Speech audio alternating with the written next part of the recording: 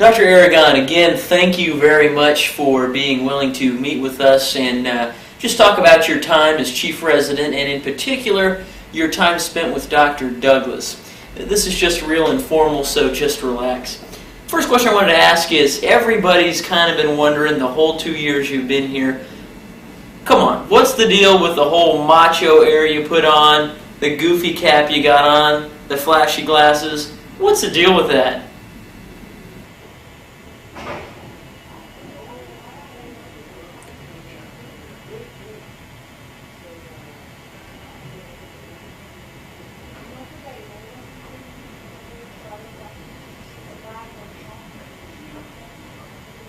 We'll come back to that. Yeah, come back to that one.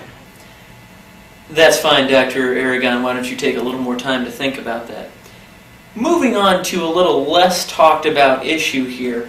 There's been some rumblings around Bascom Palmer that your colleague, Dr. Douglas, likes to hit the bottle a little bit. What do you think about that? This year?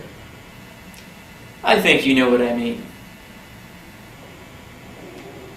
I think they pretty much shield any embarrassing things from me because they didn't want me to find out. Come on. There must have been at least one time that you had a suspicion about this whole issue. Proceeded to call me 5 days after he supposedly blacked out in his bathroom because he was drunk and fell and hit the back of his head and wondered what I should do for him at that point in time. So what did you tell him at that point? Told him to go to Jackson. I know that you had a very favorable impression of working with Dr. Douglas early on, but at this point, what were you thinking about working with him now? I was literally just sitting there on the phone, shaking my head, just going, why me?